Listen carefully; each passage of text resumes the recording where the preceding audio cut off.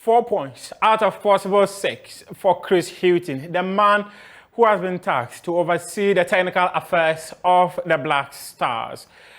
2 games against Angola, a win at the Qualifiers Sports Stadium, a draw in Luanda, and this means that Ghana still marches on seeking to qualify to the next edition of the African Cup of Nations. Is this a perfect start to the man who served as a technical advisor to his predecessor, Otto Addo? I am Muftau Nabila Abdullah. This is AM Sports. I was speaking to former communications director of the Ghana Football Association, Ibrahim Sani Dara, a man who is close to the senior national team, Taufik Abdulkadir Seno, who is also very close to the Black Stars. He was in Luanda for that game against Angola yesterday. And also Nana Ajiman, a football coach, a usual pundit here with us anytime we have stuff to talk about when it comes to the senior national team and other national teams. But before I engage my guest, let's go to Luanda where the game happened. It ended 1-1. Let's hear from Chris Hughton, the man in charge of the Black Stars. The penalty for him was very disappointing. Let's go on Zoom and phone and speak to my guests, Taufik Abdulkadir Seno, Nana Ajiman, and Ibrahim Sani Dara, a former communications director of the Ghana Football Association. Let me start with Taufik. Taufik, you were there. Talk to me about what you saw in that game against Angola yesterday.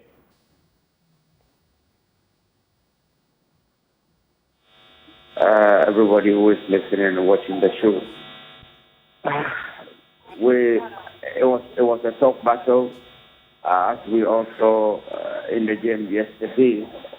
The Angolans, unlike what we saw at the Qualifiers Sports Stadium, were unable to come out in their numbers to support the team. But trust me, even the few people who came to the stadium to support the Palancas Negras of Angola really demonstrated good sportsmanship and also supported their team very well. The kind of uproar and applauses that they gave to the team were amazing. You could imagine if the stadium was in full and all these people were supporting the Angolan national team, that would have been very terrific. Regardless, I think that Ghana was resolute. We looked much more organized and open compared to what we saw at the Qualifiers Sports Stadium.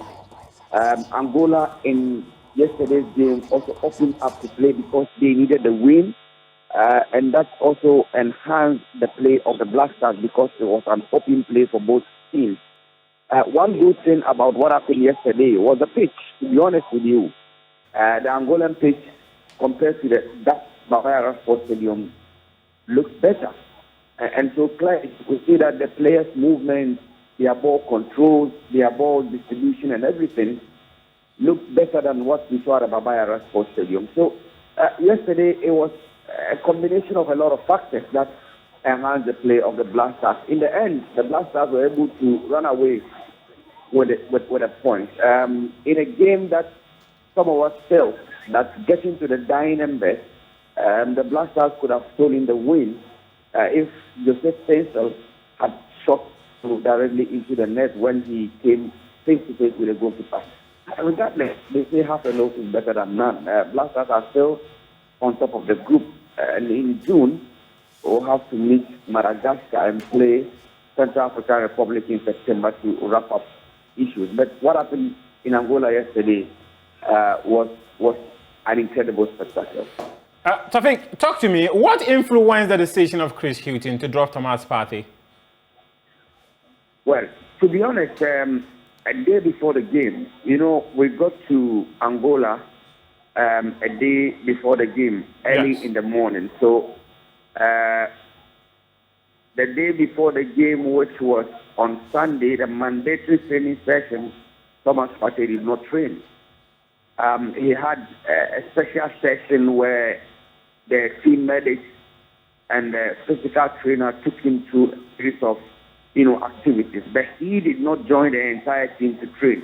An indication that something was wrong with him. Inquiries revealed that he had a knock in the game against Angola at the Qualifiers Sports Stadium, and the medical team advised that it is better he's rested in order not to aggravate that particular knock and turn it into an injury. So the coach, upon the advice of the medical team, decided to drop Thomas Partey and on the bench. Reason why we did not see the Arsenal star playing for the Black Stars against the Palanca Tigers in Angola. Okay, Tafik, please stay with me. Let me bring Nana Ajuman into the conversation. Nana, apologies for that. Talk to me about what you witnessed in this game in terms of the decisions of Chris Hughton. Good morning, Mustafa. Well, I told you last week, Friday, that the game was going to be a cracker, if you remember, because the game that Angola played in Kumasi, they had a game plan which was containment. They were going to be quite happy in securing a goalless draw, even though they had some good attempts on goal, which they fluffed. They were very well organized. They got players behind the ball very, very quickly, and they were able to retrieve possession and then transit into swift attacks. In Luanda, a completely different game. They came out there to play ball, to win the game. They had their 12th man there as well, which was the supporters. And right from the beginning of the game, it was quite clear that they wanted to score goals. I think I would agree with Tofik. We were a bit more organized in the back than we were in Kumasi. But in Kumasi, even though we won that game, we were outplayed by them. They played the better football. And here in Luanda, too, they also played the much better football than we did. They were much more organized. Individually, they demonstrated good skill and talent on the ball in order to ensure they maintained possession. And I think it was a good display of football from them. And I think you have to bear in mind that Angola is more than 50 places behind Ghana in the FIFA World Ranking. But that display of football yesterday didn't demonstrate how far they were behind us. They played very well. I think on the issue of Partey, well, I understand that he had his own physiotherapist there. Arsenal sent someone there with him. And more than, it's the advice of our physiotherapist, than it was the advice of his physiotherapist that influenced them to say, well, perhaps you should take a rest. I didn't observe a knock, but I think that Chris Hughton was confident enough that they wouldn't lose the game without him. He didn't play too badly when he was in Kumasi. We've seen him play better and obviously play better with Arsenal. I don't think the knock that it's claimed that he has will prevent him from featuring this weekend when they take on my club, Leeds United. I think he'll be there. And you'll see him demonstrate his best as usual because he's a kingpin for Arsenal. So I don't think he'll miss that game at all. And I think that was the consideration, to be perfectly honest with you. We've seen it before, Michael Essien and other players before when we've been in positions like this, not playing, in favor of their domestic club. It's nothing new. It's nothing new. But Nana, sometimes you need to also appreciate the fact that these clubs, they spend so much on their players in terms of their health. So if you notice that there's a possibility that you could aggravate someone's injury, you just need to consider, like you mentioned, Chris Hughton was confident he would not lose the game. And if he doesn't have Partey, the boys can still deliver. So risking it, maybe he just said, no, let's not risk him. We can do this without Thomas Partey. And in fact, giving other players an opportunity have shown us that without Thomas Partey, there's a possibility that the likes of Majid Ashumero can still deliver those killer passes Thomas Partey provides, though Thomas Partey is on a different level, isn't it? Well, you mentioned Majid there. Who didn't know that? I think the only person who didn't know that was Otto Addo. And we saw Painstill's contribution to it. We saw Bakari's goal. I mean, look, at the end of the day, Chris Hughton hasn't determined his first 11 yet. He's still working on it. It's still work in progress. And I think the next couple of games, you may see a different lineup, to be honest with you, because it's not fixed in stone. It's not carved in stone. There are some players there that are core, a few players there that are core, and other players that he is now given the benefit of the doubt and looking at, like Majid Ashimira. And I mean, the players he's given the benefit of the doubt to were players that we were saying that should have been in the World Cup. And he was technical director at that time. But, you know, it just didn't happen. So I do appreciate the Arsenal scenario, but let's say it as it is. I don't know of any knock or anything. The main consideration is Arsenal have a game at Leeds. Leeds can be tricky sometime, and Arsenal want the 3 points because they're in pole position to win the league. There is no way they want to end up without winning the EPL. No, so, appreciate it. Appreciate it. Yeah. Thank you very much. Let me bring Ibrahim Sani Dada into the conversation. Sani, you have known Chris Hughton for a very long time. What does he bring to the table? Considering what you've witnessed in the last two games. Well, he brings a lot. First of all, experience. As you can see, his management of the team and his fortitude, his management of the team, plus his experience in managing top teams in the world, clearly showed in the way he managed the two matches. You would see that, first of all, he was not afraid to make changes that will either please or displease people.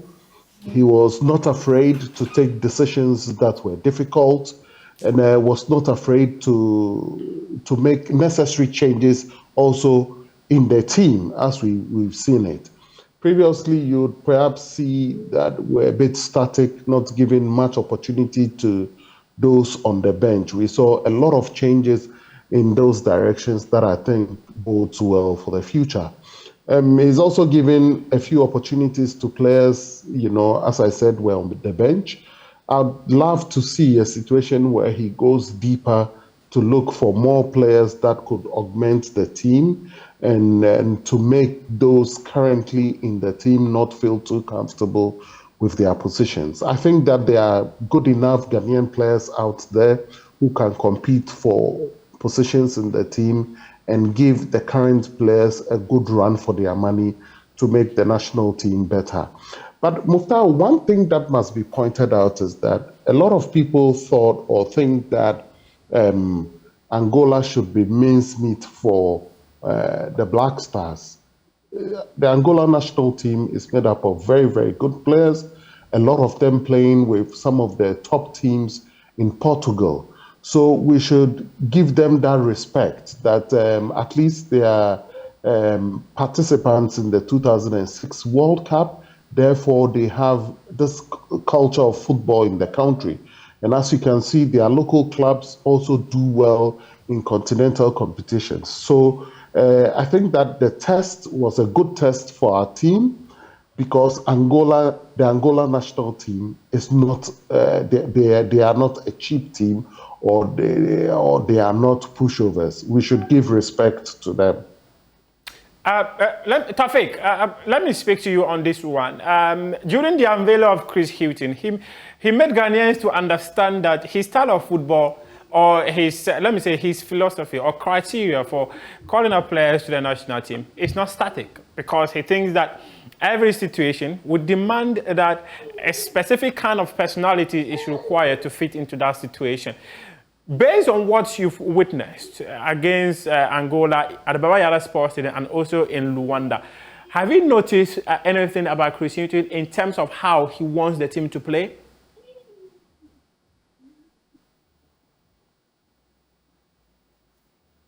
Hello, Tawfik. So, can you hear me? Yes, please, I can. Yes. Before I address your question, let me quickly react to a concern Anajima raised.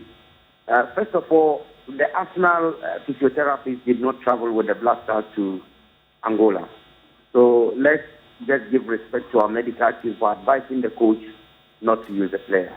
And again, between yesterday and the time that Arsenal will play Leeds United, it's about 5 days. So by then, it is possible the player can play, because at that time he might have recovered from whatever situation it was. Now, coming to your question, Musau, if you look at how we played in Angola, obviously the coach thought that Angola will open up, because in Kumasi they played a 4-2-3-1 system, which was very compact. They were very, tight, well organized at the back. Their strategy was not to concede against Ghana. We were lucky enough to have got high numbers of the game after we kept pushing incessantly. But then in Angola, the coach expected the Angolans to. So it is possible. It's one of the reasons why he decided to also use players who will be fluid, players who are ball playing, to play against the Angolans. However, also not forget that going into that game, he had Andre Ayew in, Alexander Jeku injured, Dennis Odoi injured, Mohamed Salisu, yeah. So these injuries also forced the coach to tweak his system, even if he had a mindset and a strategy of going into the game against Angola with these players who were injured. But because of their absence, he had to come up with a different strategy to be able to contain Angola and play against them. So for me, I think that he was right. Football is not dynamic. Football is dynamic. So as far as it changes, your system, your strategy must also change in order to be able to accommodate your opponents and get to hit them on their wrong side, because you are taking the 3 points. Sani, Tafik just talked about something quite interesting about the dynamism when it comes to football. And you are a man that many have said that when it comes to some of these people and how they take their decisions, it's critical.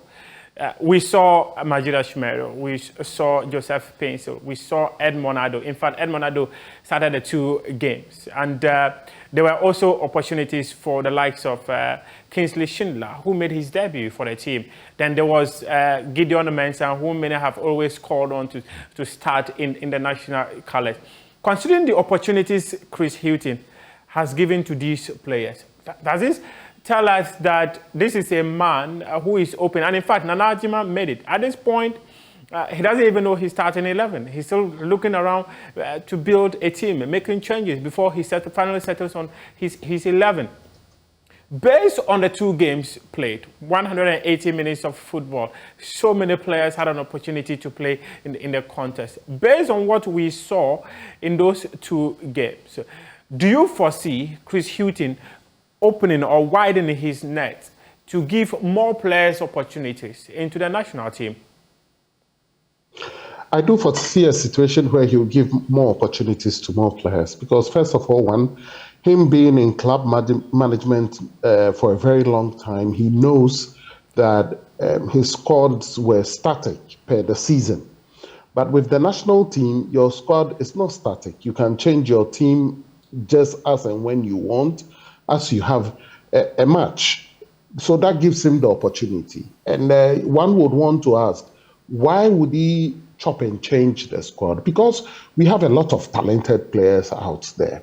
And without giving a lot of players the opportunity, one, the current players would feel comfortable that whether they play well or not, they have their positions. But if you add that surprise element of bringing in 1 or 2 players to challenge existing players, it makes these players know and feel that, look, if I drop my guard a little bit, there might be somebody out there who wants my position. And if that person gets the position, perhaps I'll not get that position back. So that keeps, the squad ticking. That keeps the players giving off their best. And I do believe that there are lots of Ghanaian players out there, perhaps 3,000 to 4,000 players abroad, those born in the country, those born outside the country, who are keen to play for the national team, and a lot of them are doing well. So if a coach is in position and doesn't give, a chance or an opportunity to those players who are on the fringes of the squad or who are just making their careers out there, making it well at the top level, you run the risk of making your squad stale. And given what we've seen in these 2 matches of him giving players who were previously on the fringes of the squad, I think that changes will happen. He made that brave call by saying, Andrea, you are the captain of the team, even though you play in one of the best leagues in the world. Let me give some other players an opportunity. That shows that, look, if Andrea Yu is able to suffer this fate at the hands of the coach, he would be able to drop or chop anyone he wants at any time.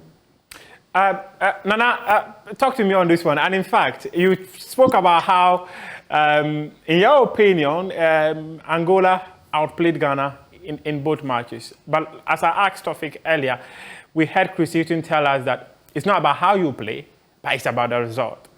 2 games, he's gotten 4 points out of possible 6. Have you noticed that Chris Hughton is not a man who is coming to play flamboyant football, but a man who is more interested in the results? Well, I mean, all coaches are interested in the results, Mustafa. All coaches, what their main interest is to ensure they get the result. They can play an absolute stinker, but so long as you get that 1-0 or the 2-0, that's what they care about. I think,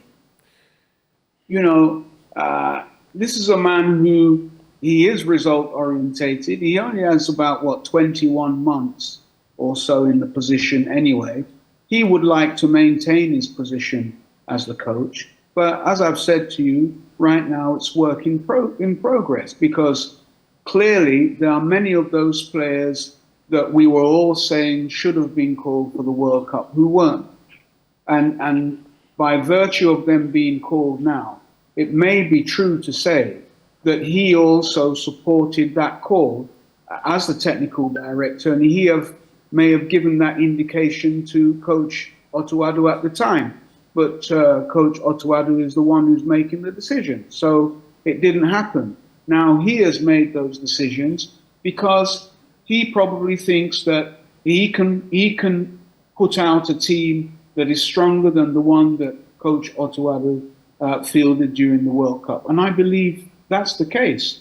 So, as I've said to you before, this is work in progress. He doesn't know his first 11 yet. He has an idea, but he doesn't know his first 11 yet.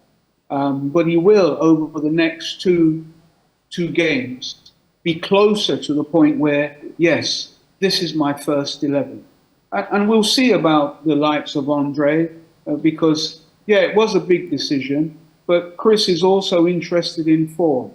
And Andre has been at Nottingham Forest in the EPL for some time now. Even the coach there brings him on in the second half. So, his form isn't as it was before. And let's just face it. I mean, there are many players there that they're in their 30s. And that's not to say I wish to retire anybody. No, I don't. But the fact of the matter is, form is a major criteria for selection.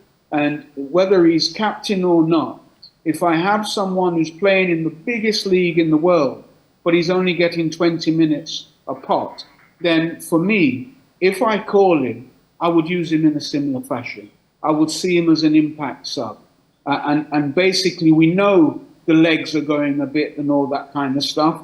Andre slows the game down a bit, where if you noted in the interview that Chris gave, he was talking about fast attacking.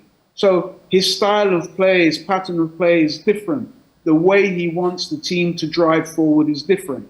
And that calls for different personnel if the current personnel can't meet up to the demands of the coach. Okay. It's not a big deal because it's about the dynamics that we all accept is there in international football.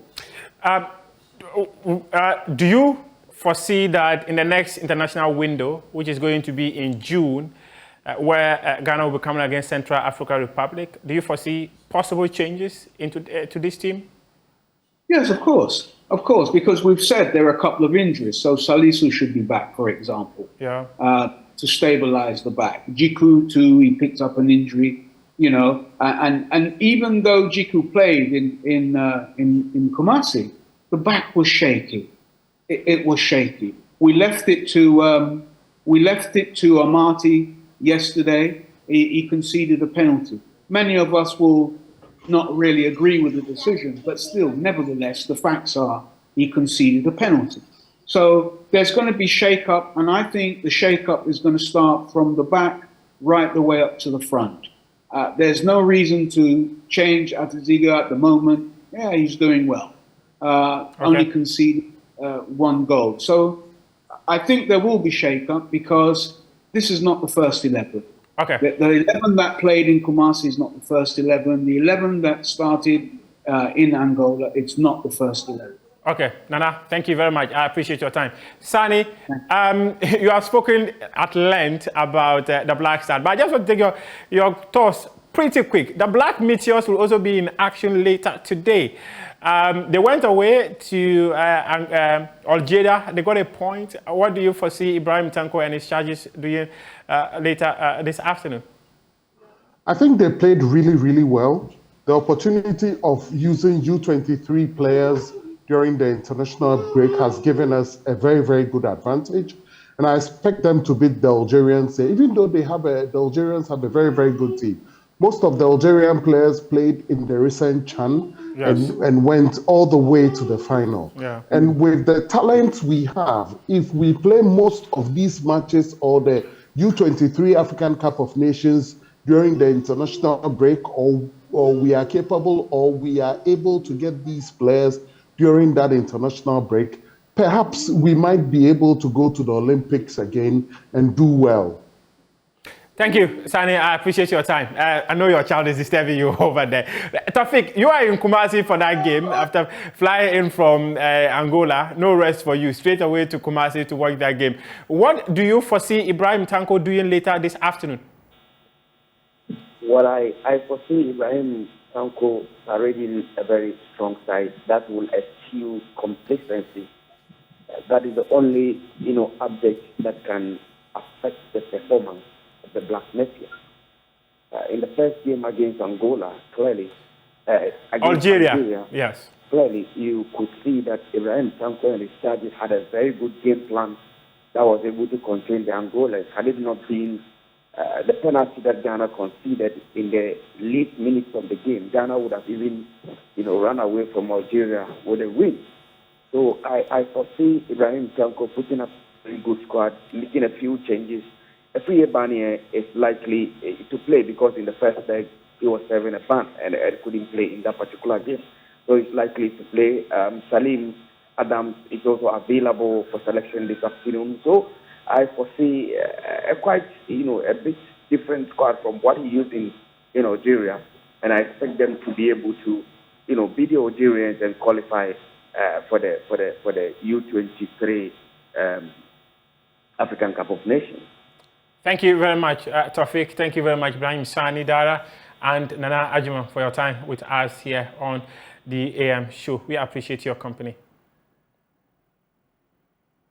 The show will continue right after this. You can head on to my joyonline.com and read some more sports stories. And also, if you are in Kumasi or around Kumasi, just find your way to the Baba Yara Sports Stadium and throw your weight behind the Black Meteors as they seek to qualify to the next edition of the African U23 Cup of Nations that will be staged in Morocco. We appreciate your company. Thank you very much.